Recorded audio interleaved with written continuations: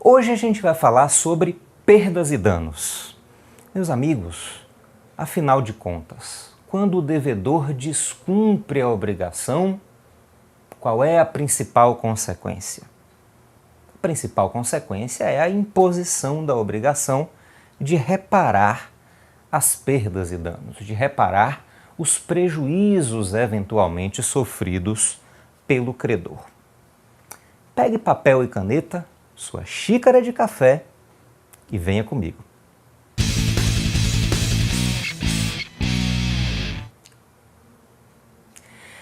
Meus amigos, quando o devedor descumpre uma obrigação, a gente chama isso de inadimplemento. A gente já sabe que o inadimplemento pode ser relativo, pode ser absoluto, né? Pode ser que o credor ainda tenha interesse no cumprimento tardio da obrigação, inadimplemento relativo. Pode ser que o credor não tenha mais interesse, ou seja, impossível cumprir a obrigação tardiamente, e a gente fala de inadimplemento absoluto. Bom, várias são as consequências do inadimplemento, mas a mais importante, ou pelo menos a mais comum, ou aquela de que a gente fala com maior frequência, é a obrigação de reparar as perdas e danos, de indenizar o credor pelos prejuízos que o inadimplemento causou ao seu patrimônio ou à sua pessoa, né, a atributos de sua personalidade. Muito bem. A gente precisa entender, então, o que são as perdas e danos. Você viu que quando a gente fala de direito das obrigações, o tempo inteiro a gente fala delas, das perdas e danos. O tempo inteiro a gente fala lá, descumprida a obrigação de dar com culpa do devedor, responderá resolve-se a obrigação com perdas e danos. Sem culpa, resolve-se a obrigação sem perdas e danos. E aí a gente vai o tempo inteiro falando das perdas e danos e a gente precisa exatamente entender o que são as perdas e danos. Meus amigos, uma primeira aproximação pode ser vista no artigo 402 do Código Civil. Acompanhe aqui comigo o texto do artigo 402 do Código Civil. Vamos ver aqui. Artigo 402. Salvo as exceções expressamente previstas em lei, as perdas e danos devidas ao credor abrangem, além do que ele efetivamente perdeu, o que razoavelmente deixou de lucrar. Então, veja que logo de cara a gente já percebe aqui duas modalidades diferentes de perdas e danos. O Código fala naquilo que o credor efetivamente perdeu e fala também naquilo que razoavelmente deixou de lucrar. E aí, meus amigos, a primeira modalidade a gente vai chamar de dano emergente e a segunda de lucro cessante. Vamos lá. O prejuízo sofrido pelo credor pode representar uma diminuição do seu patrimônio. Pode ser que efetivamente haja um prejuízo que diminua o seu patrimônio, ou seja, ele perde aquilo que ele já tem, ele perde uma parte daquilo que ele já tem. Isso aí é o que ele efetivamente perdeu na linguagem do artigo 402 do Código.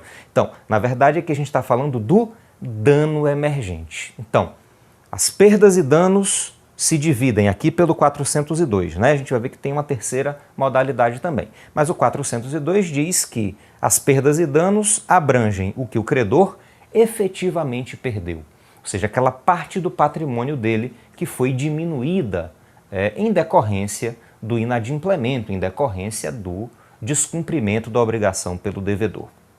Bom, essa diminuição patrimonial, essa redução no patrimônio do credor, a gente chama de dano emergente. Então, dano emergente é aquilo que o credor efetivamente perdeu como resultado do inadimplemento pelo devedor. Mas o Código, no artigo 402, fala também daquilo que o credor razoavelmente deixou de lucrar. Veja que aqui eu não estou falando de dano emergente, eu não estou falando de diminuição do patrimônio do credor, eu não estou falando que o credor perdeu alguma coisa. Eu não estou falando que houve uma diminuição no patrimônio que o credor já tinha, de que ele já era titular. Eu estou dizendo que, em razão do inadimplemento, em razão do descumprimento da obrigação pelo devedor, o credor deixou de lucrar, o credor deixou de ganhar alguma coisa que ele provavelmente, né, daí é falar razoavelmente, daquilo que ele provavelmente ganharia. Então a gente fala aqui do lucro cessante. Então vamos lá. Primeira distinção, né? As perdas e danos englobam o que o credor efetivamente perdeu, ou seja, aquilo que efetivamente saiu do patrimônio, aquela efetiva diminuição do seu patrimônio, mas também aquilo que ele razoavelmente, então estou falando de dano emergente, e aquilo que ele razoavelmente deixou de lucrar, eu estou falando do lucro cessante. Vou dar um exemplo aqui que não vai deixar mais nenhuma dúvida se você ainda tiver alguma dúvida. Imagine que um taxista, né, um motorista profissional, um taxista, está parado ali regularmente no semáforo, o sinal está fechado, ele está parado esperando o sinal abrir, e aí vem um motorista descuidado, não viu, não prestou atenção, não percebeu que o sinal estava fechado, bateu com força no fundo do carro do motorista de táxi e isso fez com que o carro ficasse bastante danificado. Veja, aqui eu estou falando de responsabilidade extracontratual, extranegocial, mas está no mesmo contexto aí da responsabilidade negocial aqui que a gente vê no direito das obrigações. A noção de reparação das perdas e danos se aplica para ambas. Muito bem, o motorista foi lá, bateu no fundo do táxi, estragou bastante ali o fundo do carro do taxista e por causa disso o taxista tem que levar o carro para a oficina, né, para fazer o reparo daquele dano. Muito bem, veja, o motorista culpado aqui vai ter que indenizar os prejuízos que esse taxista teve. Que tipo de prejuízos a gente viu aqui? Bom, primeiro, houve um dano no carro, né? O carro ficou amassado, quebrou ali um farol traseiro, o para-choque ficou bastante danificado. Então, o valor que o carro tinha foi diminuído. Evidentemente, um carro amassado, um carro com farol quebrado, um carro danificado vale menos do que um carro íntegro, um carro em perfeito estado. Então, houve uma diminuição no patrimônio do taxista, né? Ele experimentou um prejuízo aqui. Esse aqui é o dano emergente. Veja que ele perdeu uma parte do patrimônio em razão daquele acidente, em razão daquela batida. Esse aqui é o dano emergente. Esse aqui é um pouquinho mais fácil da gente quantificar. Basta que o taxista peça orçamentos em oficinas e a gente vai ter uma noção mais ou menos de quanto foi, né, de qual o valor desse prejuízo. Mais fácil de quantificar, ou pelo menos é mais fácil de você provar, né, documentalmente o tamanho do prejuízo. Mas observe que o taxista, além dessa perda efetiva no seu patrimônio, além desse dano emergente, ele teve que deixar o carro lá na oficina durante 3 dias. E durante esses 3 dias, ele ficou sem trabalhar. O táxi dele, a ferramenta de trabalho dele, está indisponível, está lá na oficina. Veja que durante 3 dias ele deixou de trabalhar porque ele quis? Não, né? A quem eu posso atribuir essa responsabilidade? Aquela pessoa que bateu no carro dele. Se não tivesse acontecido o acidente, ele não teria que levar o carro para a oficina, ele poderia estar trabalhando e recebendo, ganhando dinheiro pelo trabalho dele. Então veja que por causa do acidente, por causa daquele dano perpetrado, né, contra seu veículo, o taxista ficou 3 dias sem trabalhar e ficou 3 dias sem receber dinheiro. Não é justo que o culpado pelo acidente indenize também esse prejuízo? Bom, pela letra do artigo 402 do Código Civil, sim. Por isso ele fala que as perdas e danos englobam o dano emergente, aquele prejuízo, aquele dano no veículo, e o lucro cessante, aquilo que o taxista razoavelmente deixou de lucrar porque ficou sem trabalhar nesse caso. Agora veja que o código fala aquilo que ele razoavelmente deixou de lucrar. O lucro cessante tem um problema seríssimo, né? Como é que você prova aquilo que poderia ter sido? Alguma vez na sua vida você já deve ter pensado assim, né?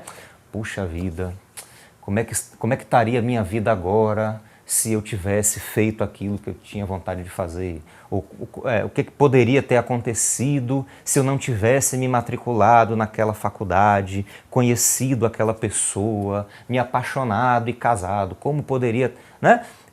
A gente não tem como saber exatamente o que teria acontecido, né? A gente não tem como afirmar, olha, se ele estivesse com o carro, ele naquele dia, nos 3 dias seguintes, teria feito 30 viagens.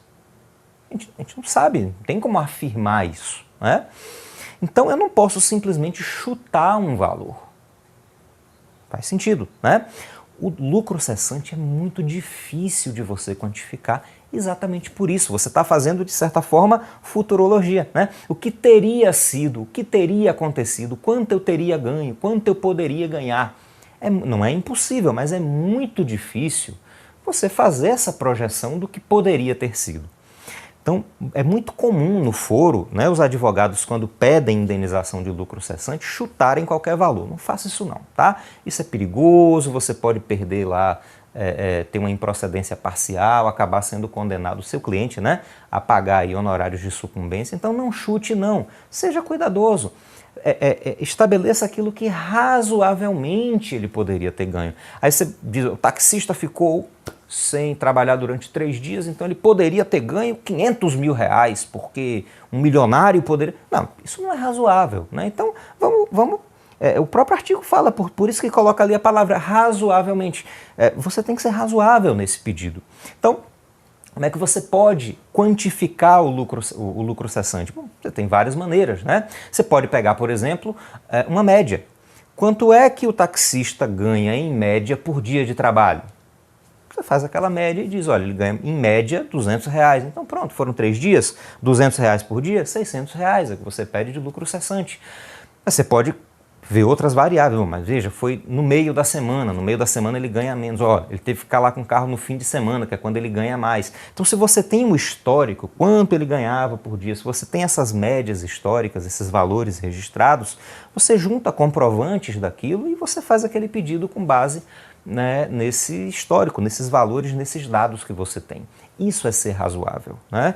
Você chutar um valor sem demonstrar de onde você está tirando aquele valor, não é razoável. Você provavelmente vai ter uma sucumbência aí parcial em relação a isso. Por isso você deve ser razoável, né? Busque um critério razoável para estabelecer o valor que você vai pedir a título de lucro cessante. Então veja só, dano emergente, lucro cessante. Dano emergente, aquilo que o credor efetivamente perdeu, a sua efetiva redução patrimonial, e o lucro cessante, aquilo que ele razoavelmente deixou de lucrar, que ele deixou de ganhar em razão do inadimplemento, em razão do fato lá praticado ou da omissão, né, do devedor.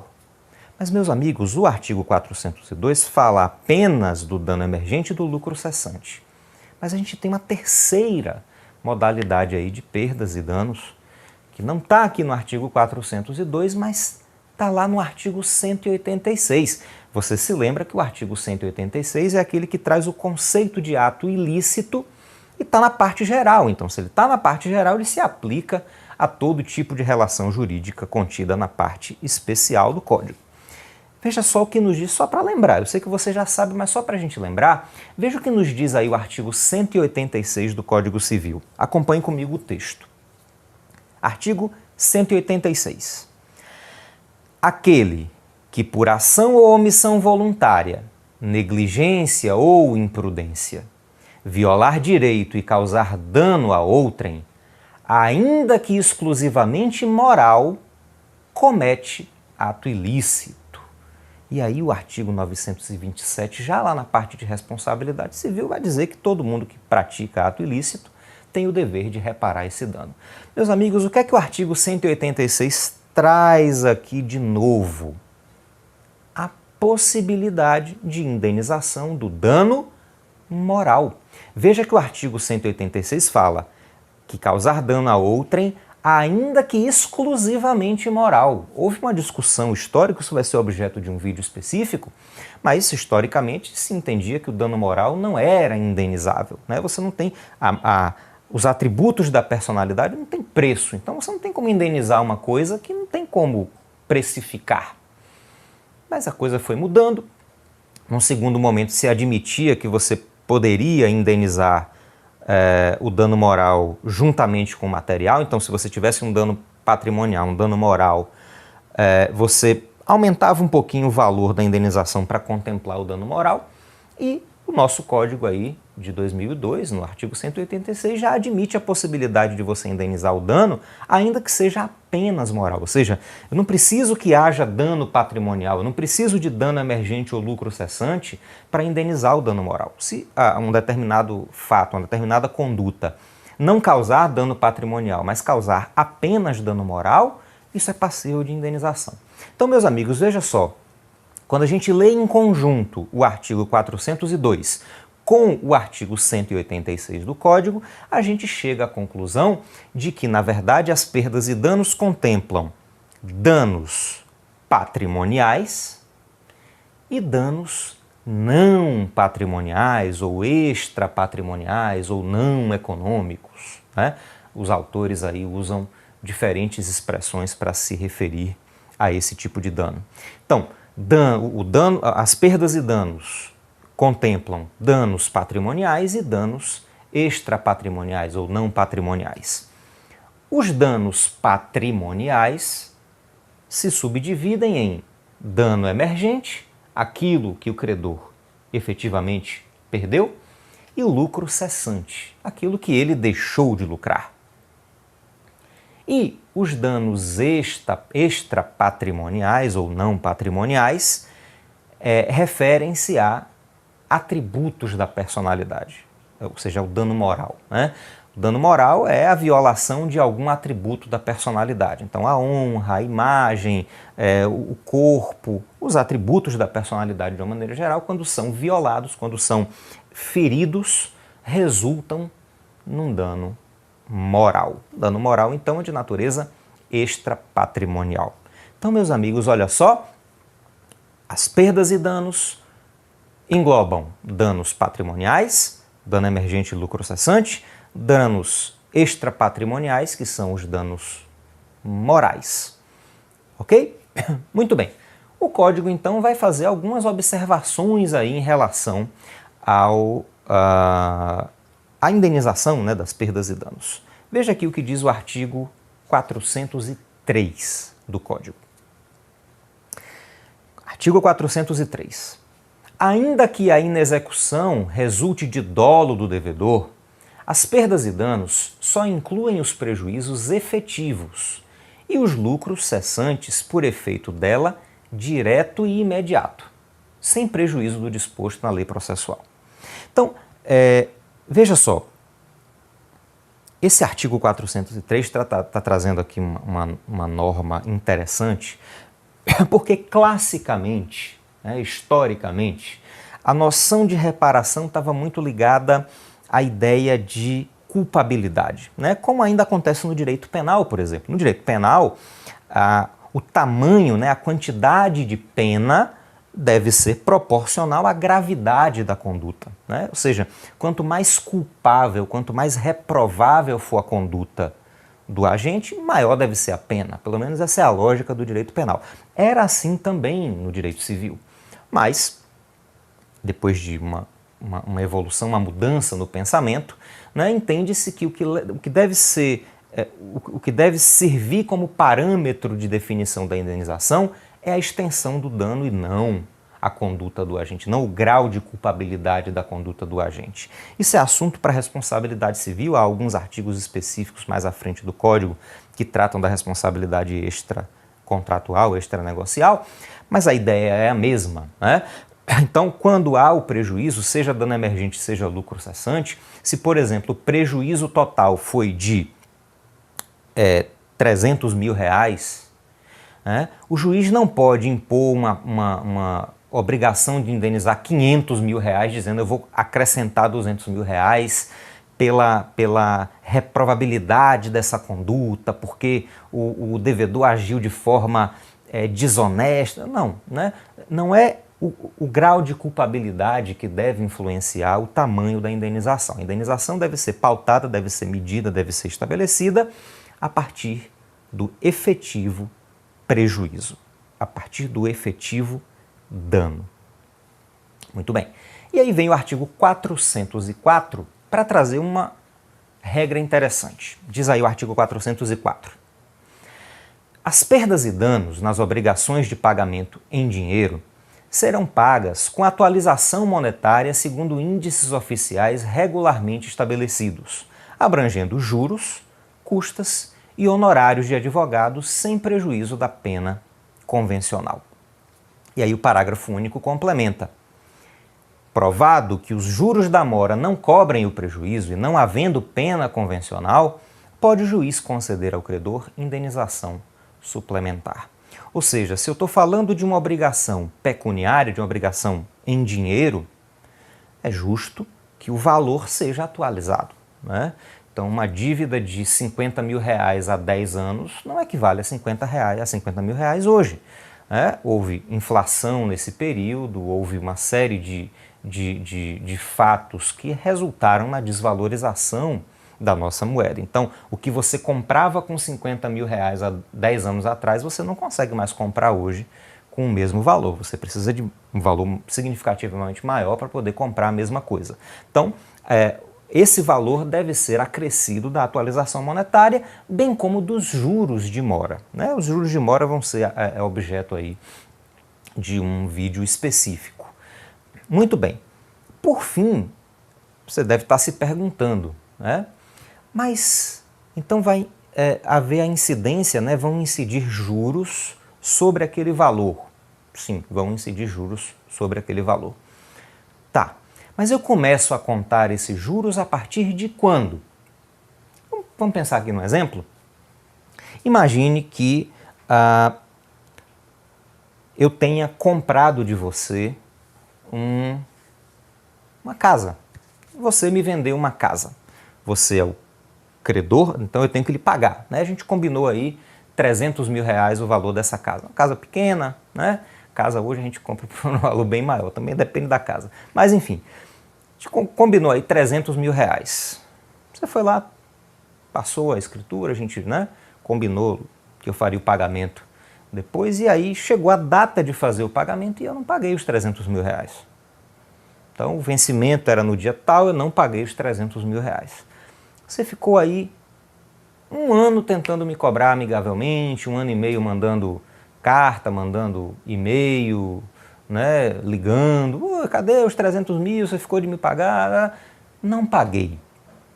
Você então ajuiza uma ação, ajuiza uma demanda para cobrar esses 300 mil reais, né, para que eu seja forçado a pagar esses 300 mil reais. Eu sou citado, né? Você ajuizou a demanda, o juiz vai mandar me citar para que eu apresente defesa, para que eu me pronuncie, né? Para que eu me manifeste nos autos. Muito bem. O processo corre, o processo demora 6 anos. 6 anos depois eu sou condenado a pagar os 300 mil reais. Muito bem. Então a gente já sabe que não vai ser mais o valor de 300 mil reais, né? Vai ser o valor de 300 mil reais atualizado monetariamente. Então eu vou aplicar aí os índices de correção monetária oficiais. Mas também vai ter, honorários de advogado, as custas processuais, já que eu perdi o processo, eu arco com as verbas sucumbenciais, né? Então os 300 mil reais atualizados, honorários e custas. E esses 300 mil reais também vão ser a esses 300 mil reais também serão acrescidos juros moratórios. Muito bem. Esses juros começam a contar da data do vencimento,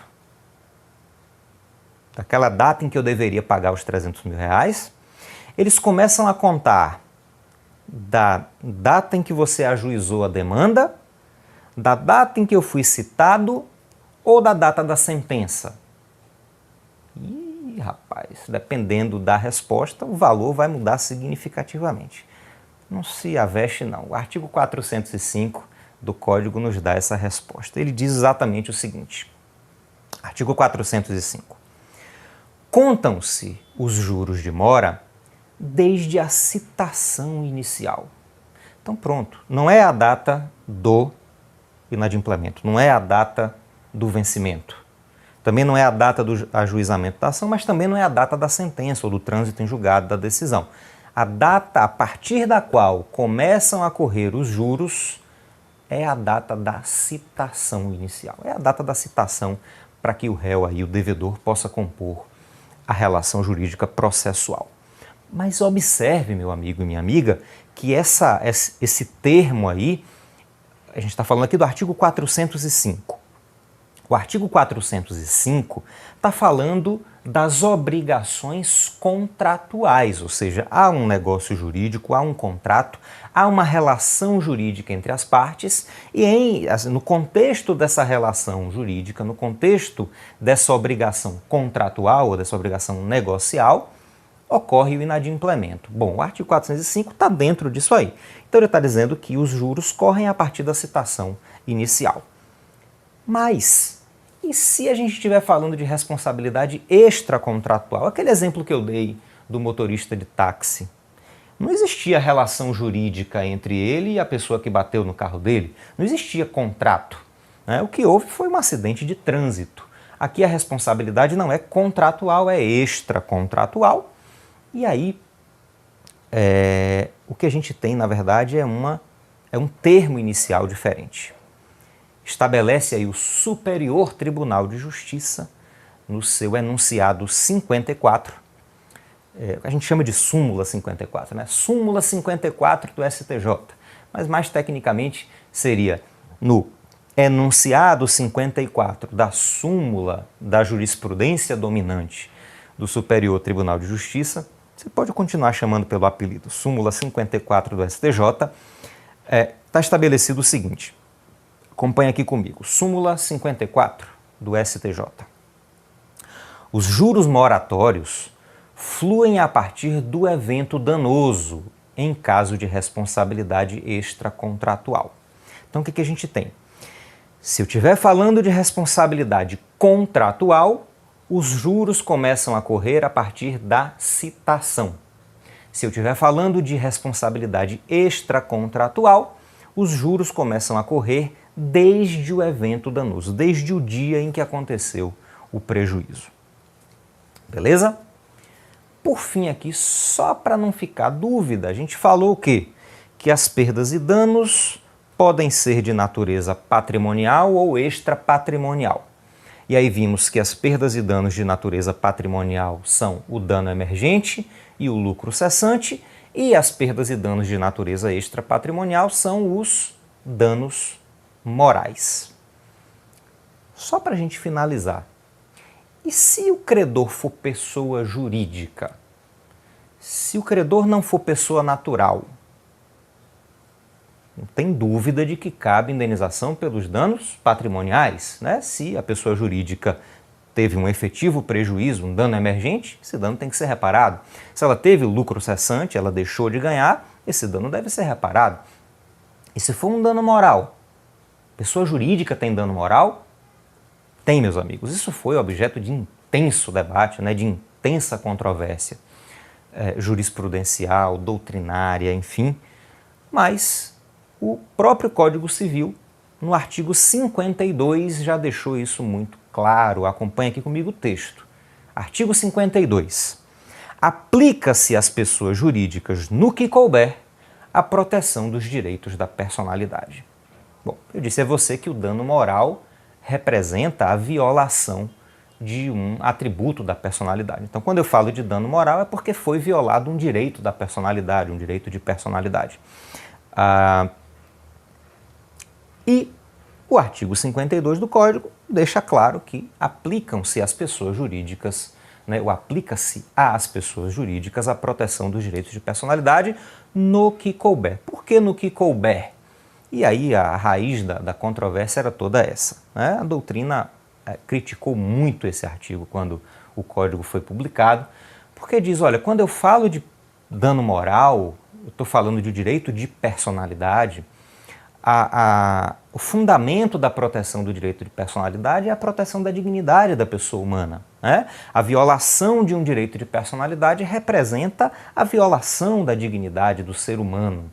Pessoa jurídica não é ser humano, então pessoa jurídica não teria como ser titular de direito de personalidade. Bom, O legislador colocou aí essa observação, então aplica-se no que couber a proteção dos direitos de personalidade à pessoa jurídica. Ok? Bom, a gente continua falando aí de inadimplemento, das consequências do inadimplemento, da indenização das perdas e danos. A gente vai falar um pouquinho mais sobre os juros, né, e sobre outros aspectos ligados aí ao descumprimento de uma obrigação. Mas, por enquanto, eu peço que você se inscreva no canal no YouTube, Direito Levado a Sério. E agora a novidade, né? Esse conteúdo é publicado, além do vídeo, né, no formato de vídeo no YouTube, também na forma de podcast. Então, se você não tiver como assistir aos vídeos, você não tem tempo de assistir aos vídeos, não tem problema não. Você baixa o áudio no seu celular, onde você quiser, né? Ali na plataforma que você preferir para ouvir seu podcast, se você usa o Apple Podcast, se você usa o Stitcher, se você usa o Anchor, não importa. Qualquer que seja a plataforma que você utiliza, você pode baixar o áudio desse material e ouvir onde você quiser, no momento que você quiser também, tá certo? Se você quiser ter os dois diretamente, escolher entre eles, basta você ir lá no direitolevadoaserio.com.br e aí você acompanha as publicações, os vídeos, os podcasts e muito em breve, muito mais material também que vai estar disponível aí para você, tá certo? Por enquanto eu deixo para você um grande abraço. Sapere Aude!